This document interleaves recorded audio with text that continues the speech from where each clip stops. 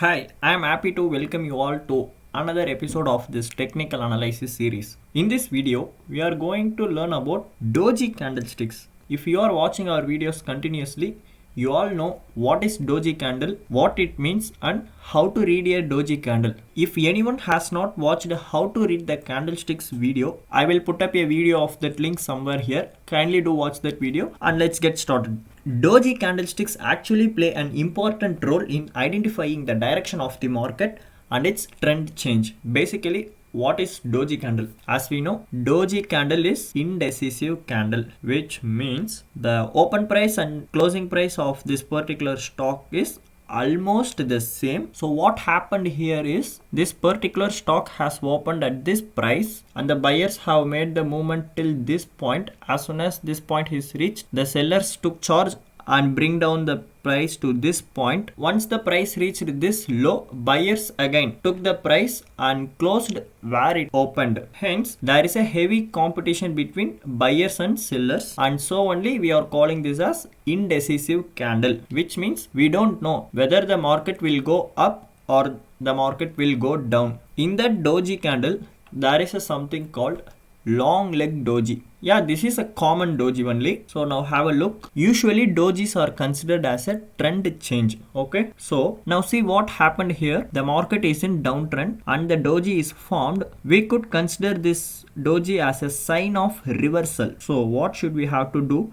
We have to wait for the next candle after this doji. Here the next candle is the bullish candle. So this is the confirmation one. After this, the price will go higher, and also in the resistance zone the market is in upper trend, and when it reaches the resistance and the doji is formed, what happened next? The bearish candle is formed and a change of trend has happened and the market has came down. So usually when this doji is formed near the support and resistance, it is more effective, and 90% there are high chances that there could be a trend reversal. So for confirmation, we have to wait for the next candle and then we have to decide whether the market is going upper side or in the downtrend. Moving on to the next doji type, it is dragonfly doji and gravestone doji. We have seen this type of candle in basics of candlesticks, right? Okay, now see what it is. When the market is in downtrend and this dragonfly doji candle is formed, what happens next? Obviously there will have the chance for the trend reversal, right? And again, for the confirmation, we have to wait